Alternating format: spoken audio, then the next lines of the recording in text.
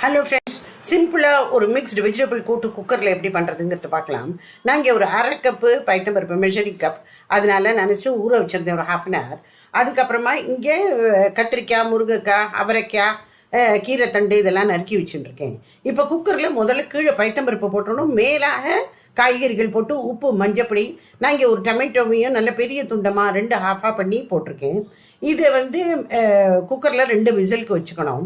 நான் மேலே ஒரு ஸ்பூனும் போட்டிருக்கேன், எனக்கு பொங்கி வழியாமல் இருக்கணும்னு.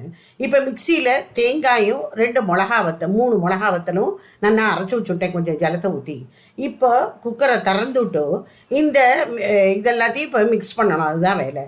இப்போ இனிப்புச்சட்டியில் ஒரே ஒரு ஸ்பூன் எண்ணெய் விட்டுட்டு கடுகு, உளுத்தம்பருப்பு, கடலைப்பருப்பு, கருவேப்பிலை, பெருங்காயம் எல்லாத்தையும் போட்டுவிட்டு இந்த மிக்ஸ்டு வெஜிடபிள் அண்ட் தேங்காய் இது எல்லாத்தையுமா போட்டு ஒரு கொதி விட்டே இருக்கணும். தேவையான அளவு ஜலம் விட்டு இறக்கினா கூட்டு ரெடி.